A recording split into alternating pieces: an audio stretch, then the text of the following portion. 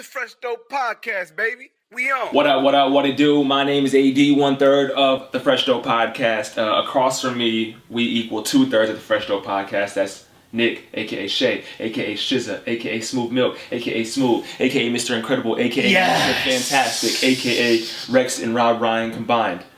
Hey, I'll take that last. Hey, they got money, man. Hey, Come so on, I get that paycheck straight up.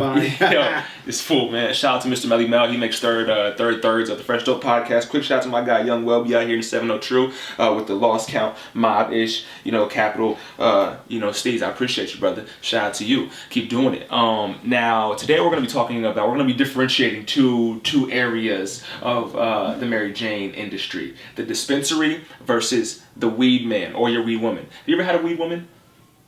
No, because Because why? only just people I knew sell weed were dudes. Okay, I've never had one either. Nonetheless, shout out to all of you out there. We appreciate you supporting the cause. Now, for me, supporting the weed man, you're supporting your local business. Mm-hmm. There's no money being taken out from the government, no taxes, so they're getting all the profit. And if you really rock with your weed woman, man, person, then you feel good that you're able to do that. Not that I'm ever looking for any deals, but they may just throw some off the top sometimes, or just throw you something like test this, taste this out, let me know if you like this strand. They may cut you some deals. You go to the dispensary, it's not possible. They're a business. They're not going to and for those individuals that need fronts, dispensaries are not going to front you. Mm-hmm. I'm not saying that you should need to be front. If you need to be front, then you just don't need to be smoking. It is what it is. But I would see that's where they differentiate in that realm.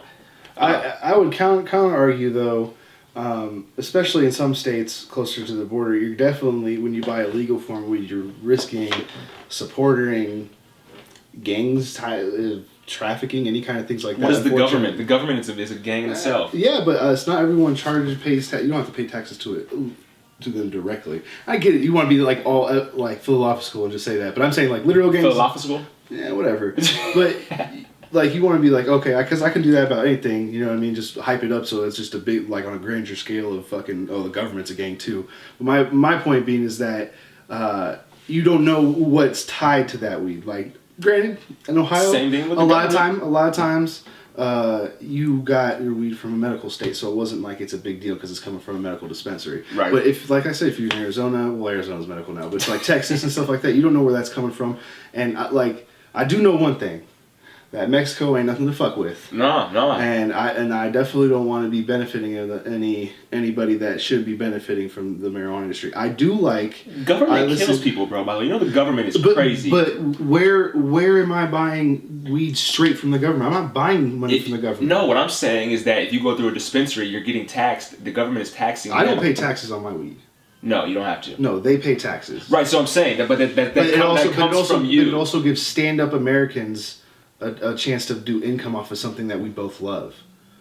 Not every drug dealer is a stand-up American. Neither is every person that works in a dispensary. Shit, but I know a lot of motherfuckers that dabble in weed that also dabble in Xans, that also dabble in... I'm sure a lot of the people that work at the dispensary do the same thing. Selling, but you don't... That's not a place of business, you're not selling it. You just want to sit there and just draw a line to talk about, it's fucking government too, dog. The government isn't making 90% of the profit off of it. A lot of money, Shay. Okay, so then you can't buy anything, Alex, because you pay taxes on life to live in this country to pay the government. So technically... Right, which I'm saying, which is crazy. So, but my point being is that you can't buy gas, you can't do anything, because then you're supporting this government that is a gang.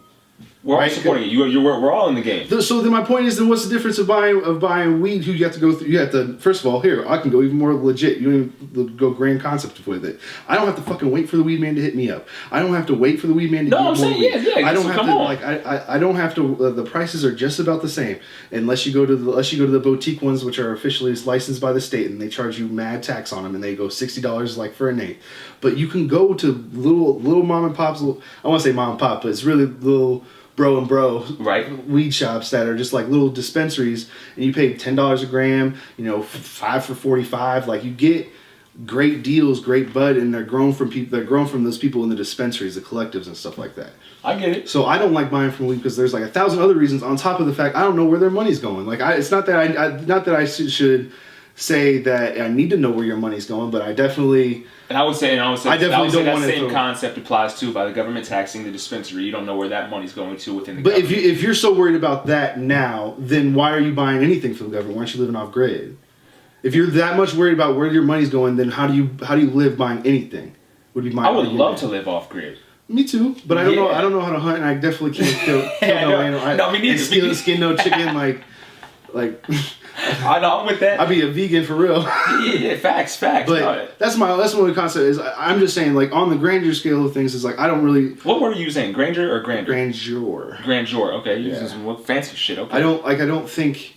Like, I get that, like, yeah, the government and everything like that. But the government, those taxes also go to our roads. They also pay for people's jobs. Like, your mom works for the government. Not anymore. Well, okay, did. Okay. But people like your mom when they were working, a lot of people on the right there's a lot of people who benefit off of it. Right. The government that not necessarily.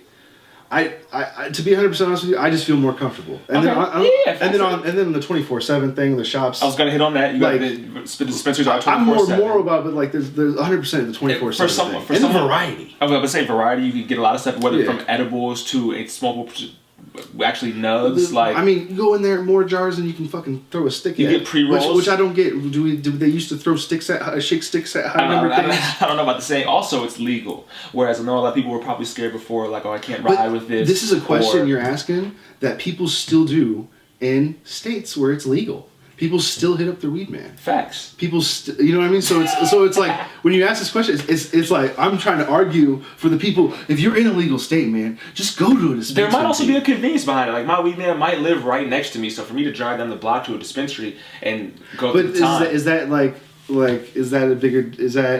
too big of a deal? Like the if my WeedMan live right next door to me, I'm going to the WeedMan. I'm not going to the dispensary for any. Like, I have no reason. I like to shop. I'm a shopper. I like to look at things. I like to see all the options. Facts. It's a goddamn candy shop. and to me, it's one general. To me, that's a dark age of shit. Like, I moved from a state where I had to wait for people to get that shit, and then it's the only way you can get weed is waiting for motherfuckers to have it. And basically there could be weed all in your city, but if you don't know the right people, you can't get to it. So right. That's back in like the olden days. I'm still even before I left Ohio, it's still with who you know and who you come, because it's also a comfort thing. Because it's illegal, you can't just go to anybody. You might know somebody, but I don't know him, and if that's the day he gets caught, he might be like, that's him. Yeah, the rat. So, my turn. So I agree. I just think if you're in if you're in a legal state, you should just go to a dispensary. Yeah. And if you're not, I'm sorry, dog, but I hope your WeedMan's reliable. Boom. Seems like you're hating on the WeedMan. Because there's been a lot. You've been with the WeedMan for so many years. I've been the WeedMan. Yeah. Okay, I wasn't sure we was gonna go there. Yeah. So but my point being, yeah, we did go there. But my point being is like, there's been a lot of dry nights in my life that I've held unfair feelings of resentment towards people that I regard as friends and have cursed their name for sure. Okay, good lord. It's dark. But you were the WeedMan. I like how you restated it. We want to wrap things up. We'll leave it to you. Dispensary or WeedMan? Tweet us FDO Podcast, Facebook us Fresh Dope Podcast, Instagram us Fresh Dope Podcast. Let us know your thoughts. Let us know, are you going one way or the other? Are you in the middle? Do you have a balance? All right, you can do that. And just hashtag Fresh Dope Podcast, and we'll have another one for you next week. YouTube and SoundCloud. Fresh Dope that gas. It's the Fresh Dope Podcast, man. We out.